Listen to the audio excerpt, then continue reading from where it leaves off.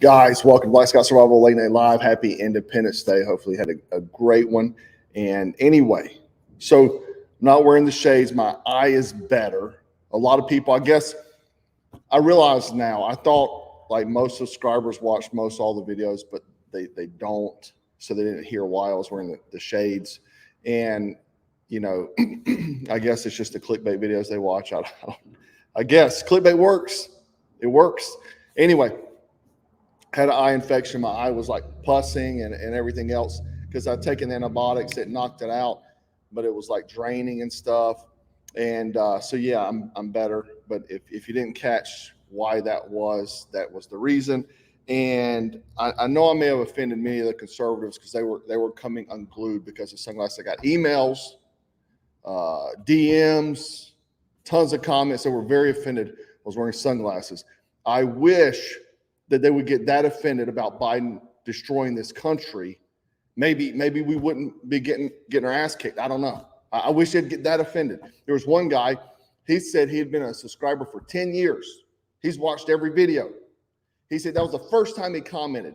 It was gnawing at him so bad that I was wearing shades that 10 years, he finally made a comment.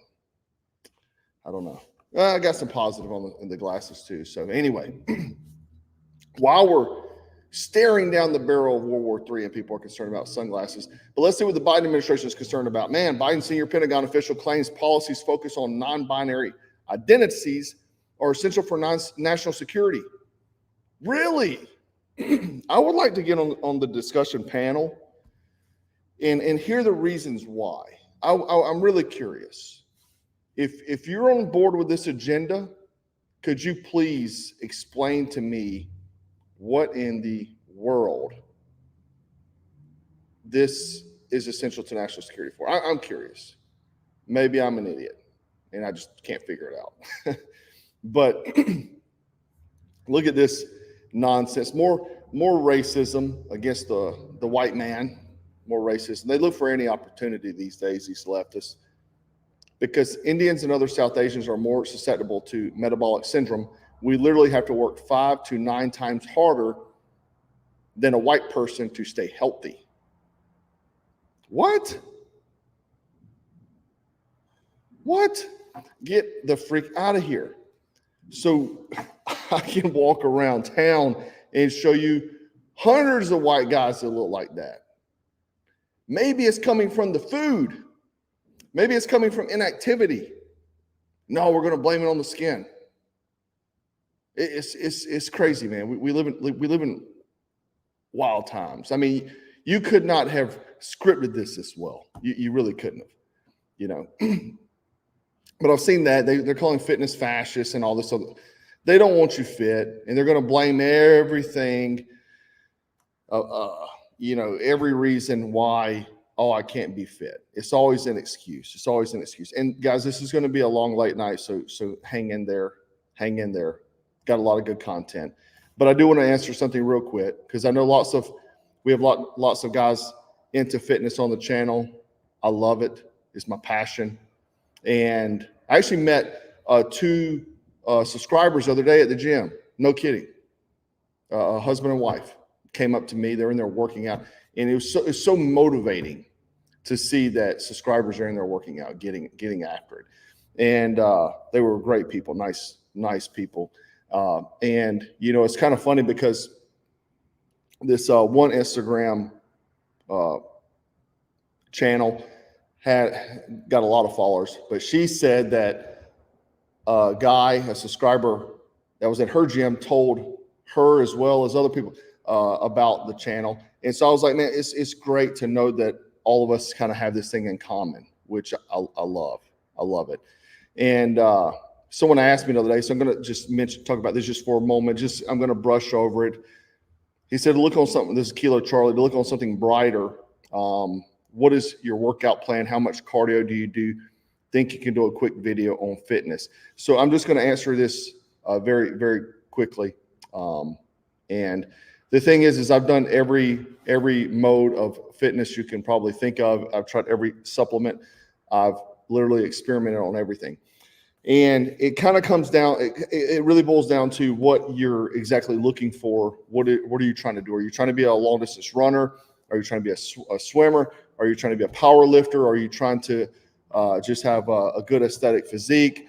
Are you trying to build muscle? So you have to kind of narrow down what you want. Now, what I will say is that things like CrossFit, I did CrossFit workouts. And if you want to get injured, that is the best way to do it. If you want to get injured, go do CrossFit. Okay. And, if you look back to my videos around 2020, so previous to 2020, I gained a lot of weight because I was doing the starting strength program, which is pretty much barbell exclusive, and it will make you strong. No doubt. You'll get strong, but I got overweight. Now, some of that was probably due to diet, not understanding diet, not getting it dialed in as well. But it was just heavy lifting. And so you don't get a lot of cardiovascular work and such. But, so then I went into pretty much exclusively HIIT training. If you go back to 2020, HIIT training is great for losing weight. You will also lose a lot of muscle. I mean, it destroyed any muscle that I had gained because it was high intensity, burns up the glycogen in your muscles and stuff like that. A lot of people say carbs are bad. Bad carbs are bad, right? So what I'm getting to is if you want to build muscle, have a decent aesthetic physique, like I'm not trying to be Chris Bumstead. I'm not trying to get on stage. I'm not trying to do any of that stuff. I'm not trying to win a powerlifting competition. I'm not trying to do any of that. I want to stay healthy. I'm in my mid 40s. I'm not trying to do anything crazy. So the bottom line is that basically what I believe in is lifting weights. And this comes down to, I do a back. I start off chest, triceps, back, biceps, shoulders, legs, and then I repeat the process. I take days off whenever I feel like I need to take days off. I don't necessarily. So I might work out 6 days straight, then take a day off. I may work out 2 days straight, take a day off. It just kind of depends on how my body feels, because if I'm still hurting from something, I'm not going to lift. I'm not going to go try to get an injury. I use dumbbells, barbells much less than anything else, because barbells will cause it has the greater risk of injury.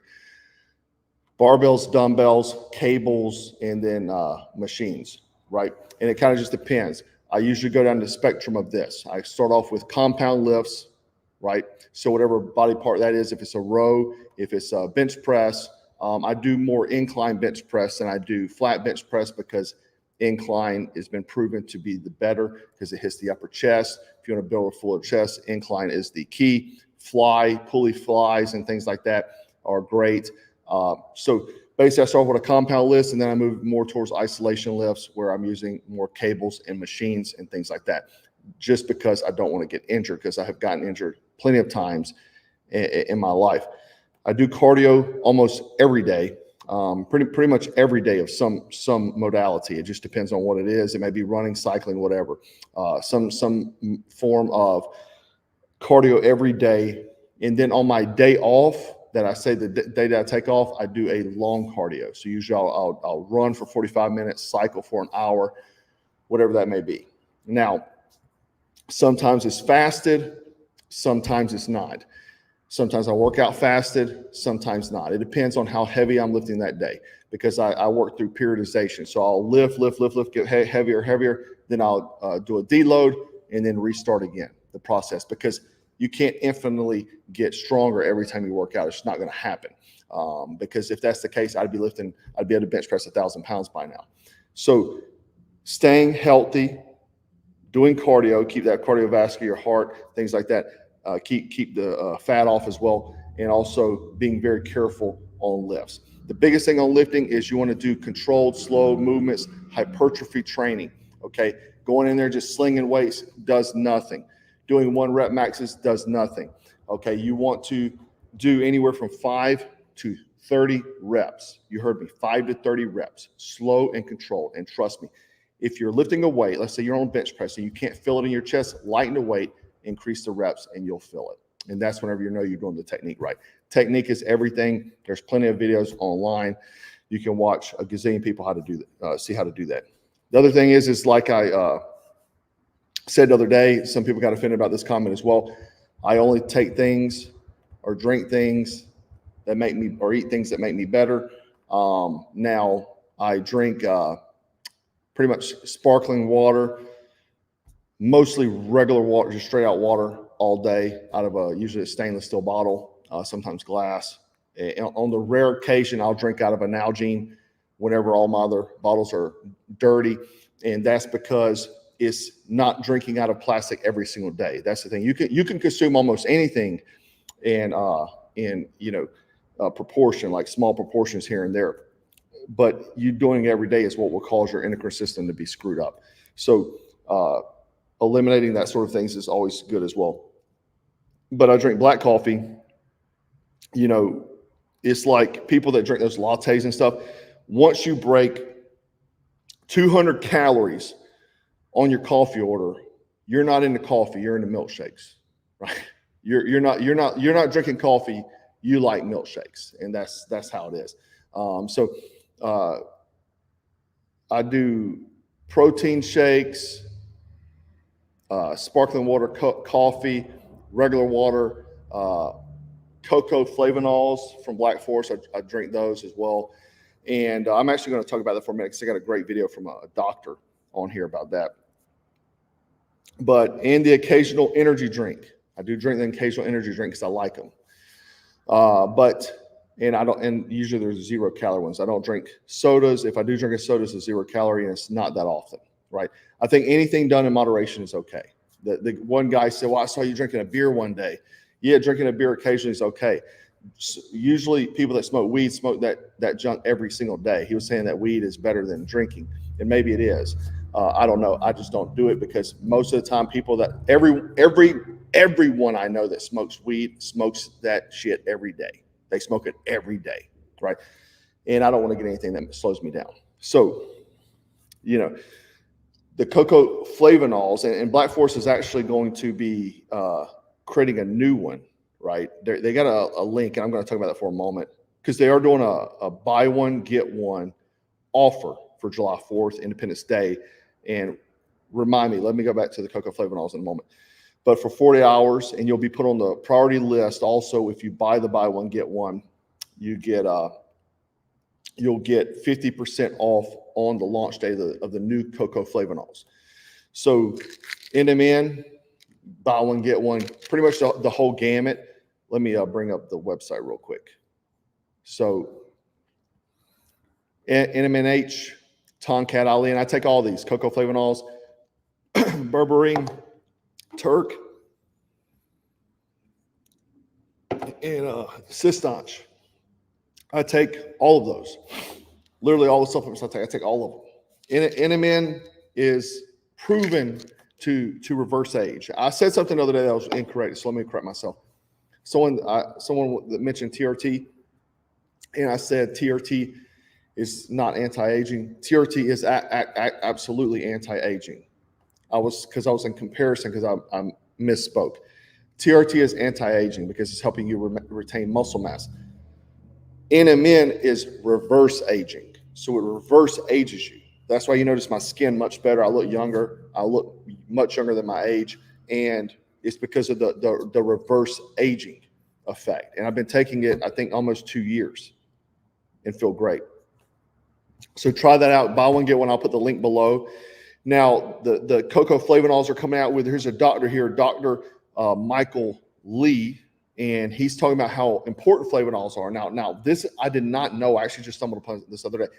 Cocoa flavanols also help stem cells, and maybe that's why I feel so great, because in conjunction with the reverse aging of the NMN and all this other stuff, along with the cocoa flavanols, and I do know because I've talked that link with the owners of Black Forest supplements before, because I wanted something made, and they said, well, we have to make sure it's cohesive all the products work together in unison.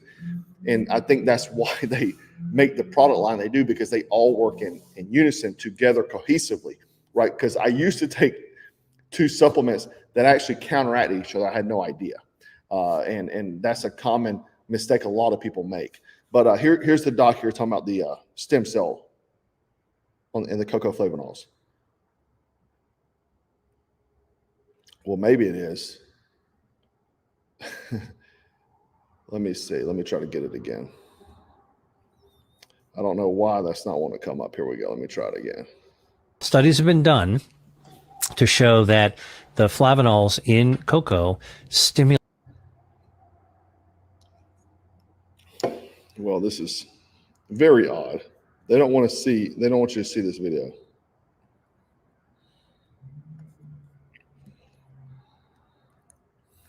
Anyway, I guess they don't want me to play this video. That's how bad they don't want you to take it. Anyway, what he says is that cocoa flavonols helps your stem cells reproduce. People do stem cell treatments. They pay a lot of money for them and things like that. So yeah, it's something that I would definitely check out. Cocoa flavonols, I mix in with my protein shake. That's why I'm hitting it all at one time. Sometimes I put it in my coffee. Like, it kind of depends, like how I said, how my body feels. If I'm hungry in the morning, I'll eat. If not, I go ahead and push it, do fasted workout, fasted cardio, and all those sort of things. And but I'll put the cocoa flavonols in my coffee if I'm not drinking a protein shake at that moment. So, and you can mix in other things you make too, like sometimes oatmeal and such, because it does have a good flavor as well, because it's chocolate, obviously. But buy one, get one, guys. Go support them. They're patriots. They're people I really I dig them. They're good people. Anyway, let's get on to the serious stuff. And I'm sorry I went down that rabbit hole. Man, if you want to talk about fitness, we can talk about it all day. I love it. I've researched everything. I've done everything. It's like my biggest passion. Anyway, let's get down to the next 7 days, because this is going to be where things get interesting, I believe. Because, and this is in regards to Biden stepping down. I think the probability right now is greater than anything, 50% chance, in my opinion, that he could step down, because a few days ago, he told a key ally that he knows that he may not be able to salvage his candidacy if he cannot convince the public in the coming days that he is up for the job after his disastrous debate performance last week. So he told someone close to him, and this is why I think that Bill O'Reilly got the leak. So Bill O'Reilly came back and said he would never give up the source or what have you, and he don't want to say it's an anonymous source because he don't like to say that, but obviously he heard something from somebody, right? And at the gym today, when I was working out back in Bias today, and I saw on the TV, because they have a panels of TVs there, and they'll have Fox, CNN, and such. CNN was on there, and it said that Biden plans to do an exclusive interview with ABC. Now, obviously, what I think this is a last-ditch effort, in my opinion, to try to salvage the polls, to show the DNC puppet masters that he is able to get people back on board. But I think that obviously this video would be highly edited, right? And clipped out, cut. So yeah, he's going to seem coherent. Like most YouTubers you see, most YouTubers don't do live videos like I do. And that's the thing. I'll get some people, why don't you edit out the ums? This is a live video. How many? I don't know many, because my good buddy that has a big channel too, he's in there like he's in there glitching because he's cutting so much, right? It's hard to talk for 20, 30 minutes and there's nobody around except for you and the camera. But anyway, it's going to be highly edited. He's going to have a huge cocktail of drugs in his system to keep him together. He's going to be painted orange and try to see if he can sway public opinion. Now, just yesterday, he told a close friend of his or ally that he's considering whether or not he'll stay in the race. So you're hearing different pieces and parts. Now, let me play CNN here for a moment, because CNN says the same thing. It says on the media, you're hearing he's staying in the race, but behind the scenes, they're panicking. Check it out. just going to be honest. I mean, everybody comes on the air and says all this great stuff, but behind the scenes, it's full-scale panic. People are passing around legal memos, PDFs are flying back and forth on WhatsApp, trying to figure out what are the options, how can you replace Biden, how do you get him to do it in a way where he feels respected as he should be respected, who should Kamala Harris's vice president be. The conversation on air and the conversation off air are completely different. And so it's the same thing you saw with the Trump situation, where people would come on air and defend Trump, and then you talk to people, and we got a crazy candidate. We don't have a crazy candidate. We have a great candidate. We have a beautiful man. We have someone who loves this country. We have someone who has given his all, I mean his all to the last drop for this country, but he may not be able to get across the finish line. And a mature party has to take that into account, and that is what's happening. And so, look, I understand people want to, defend him and protect him and give him the space and the dignity to make his own choice. But there is a big conversation happening right now about how this happens, not whether. So you heard him say, it's not if this happens, it's basically when it's going to happen, right? It's not whether it happens, it's when it's going to happen. But the thing is does he even know what he's talking about? That's not me knocking Biden. That's serious talk. That's serious talk. This man is literally gone mentally, right? I don't like the guy, and I hadn't liked the guy since back in the day. But just being a human and looking at this man, he is mentally toasted. And probably a lot has to do with stress. I mean, not his mind was gone anyway, but I'm saying add on stress, right? Stressors, add on constant being fed drugs to keep you coherent, and it's definitely not good for someone. So we got him now in an interview that he just did, saying that he was proud to be the first black woman. Listen to this. I'm proud to be, as I said, the first vice president, first black woman, serve with a black president. I'm proud of the first black woman in the Supreme Court. There's just so much that we can do because together there's nothing. Look, this is the United States. By the way, I'm proud. Yeah, he just said, let me play it again. He's proud to be the first black woman vice president. By the way, I'm proud to be, as I said, the first vice president, first black woman, serve with a black president. I'm proud of the first black woman in the Supreme Court. But then again, what is he saying to the public now?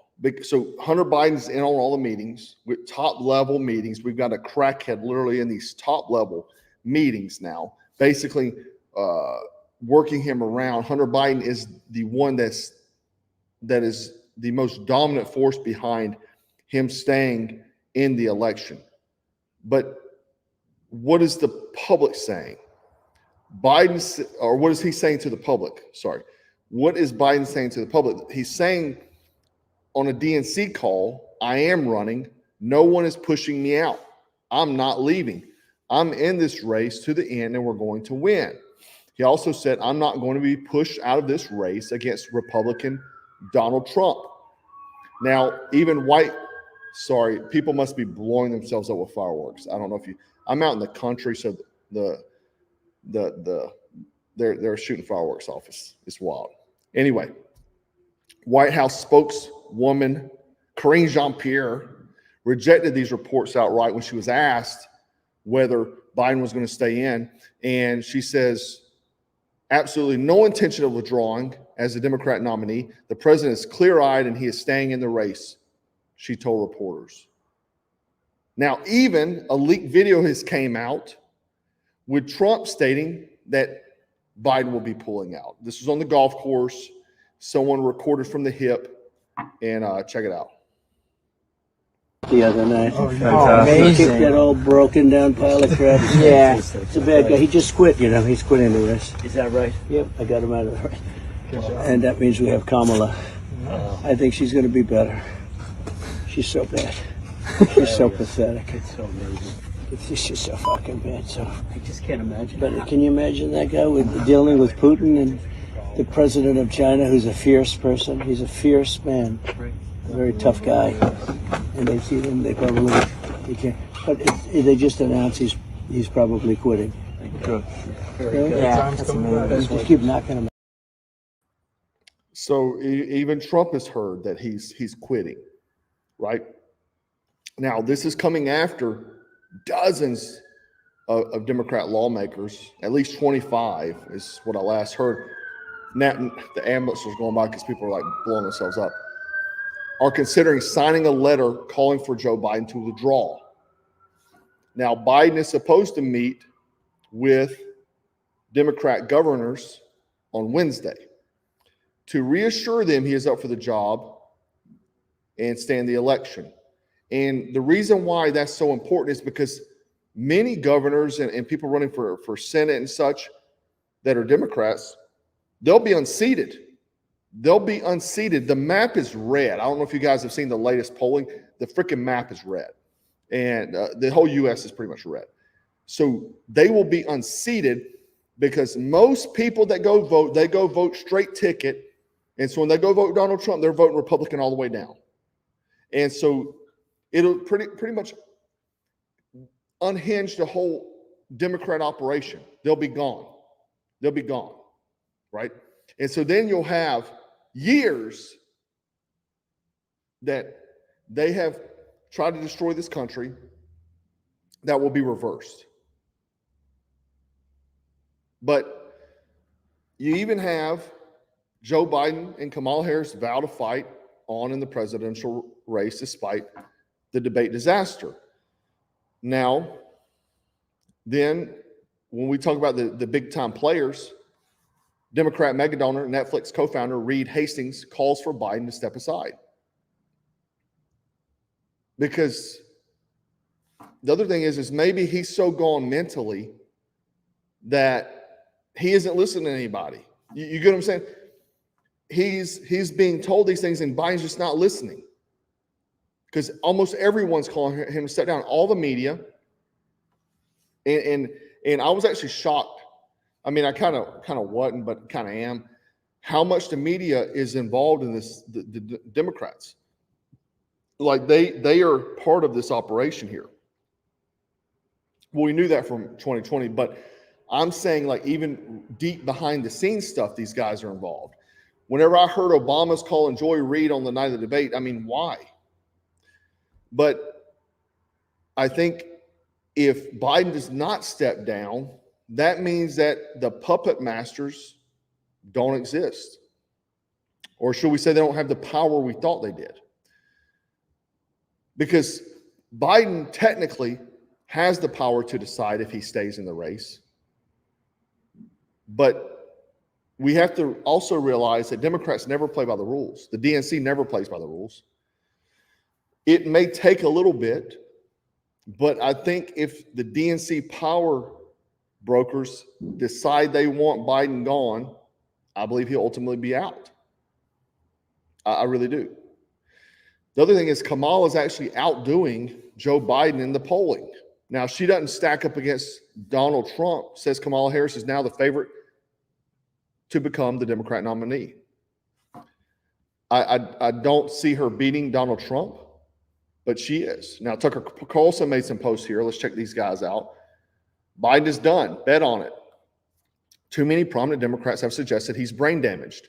They can't walk that back. They have to remove him, and they will. The only question is when. If they're smart, they'll do it immediately. If Kamala's going to be in the nominee, she might as well be the president first. That leaves the question of Trump and his sentencing on July 11th. Biden's collapse makes this much more perilous moment than it was. At this point, Trump is not just a Republican candidate, but effectively the presumptive president. If you're going to put him in jail, it had better be for a serious crime that everyone agrees he's committed. Otherwise, you risk destroying the system completely and forever. We're in legitimate danger. Democrats need to pull back. And so what he's saying is that they go ahead and take out Joe now, let Kamala be president. Maybe they can vote to 25th, make Kamala president now to give her some time as president so that way she's running as president. The other thing is that what's going to happen with Trump and possibly going to jail or whatever they may do. Now, he also says all this nonsense you read about how only Biden can make the decision to leave is just absurd. That's not how the Democrat Party works. No individual is more important than the collective. If you're going to put him in jail, it had better be for a serious crime that everyone agrees he's committed. Otherwise, you risk destroying the system completely and forever. We're in legitimate danger. Democrats need to pull back. And so what he's saying is that they go ahead and take out Joe now, let Kamala be president now to give her some time as president so that way she's running as president. The other thing is that what's going to happen with Trump and possibly going to jail or whatever they may do. Now, he also says all this nonsense you read about how only Biden can make the decision to leave is just absurd. And I totally agree with that, what Tucker's saying here. He said that's the whole point of the party. And in the Biden specific case, he's got a constituency in Washington. Yes, Ron Klain and 85-year-old Ted Kaufman benefit directly from his presidency, but it's a small group. The rest of the city has no loyalty to Biden. They don't care about him. They have never taken him seriously. And obviously no one's taken him seriously. Any president works for them as long as that he's a Democrat. It's never personal with these people because the individual doesn't matter. I think Tucker is very spot on with this assessment. I really do. I think the DNC is the puppet masters. They are. They're big money. They control everything. And Biden may just be too gone mentally to figure out what they're trying to tell him. Just like Von Jones is saying, trying to find out a respectful way to get him out, make him bow out.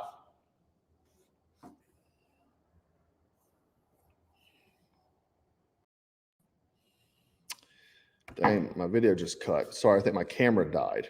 Anyway, so I only got this camera now. So I think either we got Big Mike, but Big Mike's actually doing better in the polls and would actually beat Trump if Big Mike runs in the polls. Okay, the only one. Then we see this here. Michelle Obama crushed Donald Trump in hypothetical matchup. However, Big Mike has confirmed that Big Mike will not be running for president. He said it's not in my soul, per a source, online source. So I think either next week, the puppet masters, we don't see a change in the polling, that if the puppet masters are not happy with this ABC interview that doesn't change public opinion completely, then he will step down. Again, they can't afford to lose with Biden. It doesn't matter if Biden wants to stay. They can't, because he will lose. He will lose. Either that or something much, much more sinister is coming. If Biden does not step down, you can bet your bottom dollar something much more sinister will be coming. Trump will be taken out of the race any way they can, in my opinion. Anyhow, guys, thanks so much for hanging out with me. Let me holler at these folks real quick. S Freak, thanks. Happy 4th, man. Larry, thanks, buddy. Come train you on Texas. Whenever I get some free time, I'll try my best.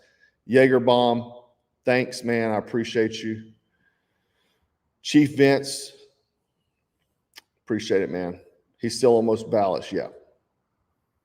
And Mark, thanks for the super sticker. Guys, I appreciate you hanging out with me. Make sure you go jump in on the deal, man. Buy one, get one free.